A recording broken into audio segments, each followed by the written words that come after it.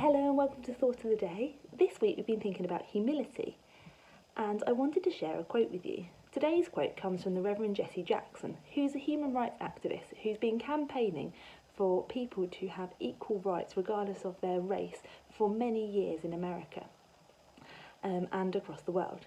And he says, "Never look down on somebody unless you're helping them up." I want you to take a few moments to think about what that means. I wonder, have you ever looked down on somebody and thought they're not as good as you? Or thought that you were better than somebody else? Why was that?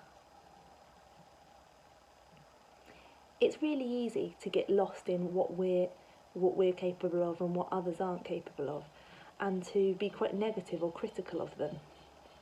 I wonder how that makes them feel. In the Bible, Jesus, in John chapter 13, conducted something that was very unusual. He decided to wash his disciples' feet. We looked at that closer to Easter because it was just before he was crucified. That act of Jesus washing his disciples' feet was very unusual because they saw him as the Son of God and very important. And to wash somebody's feet was a very humbling act. That's something that people would only do if they thought that they were not as important as the people that they were washing the feet of. And Jesus, despite being the Son of God, was showing other people and showing Christians that we shouldn't think of ourselves more important than others. Today, I'd like you to have a little think about how you can build people up, how you can encourage them, and how that shows humility. It's a little bit like a tower, building things on top of each other.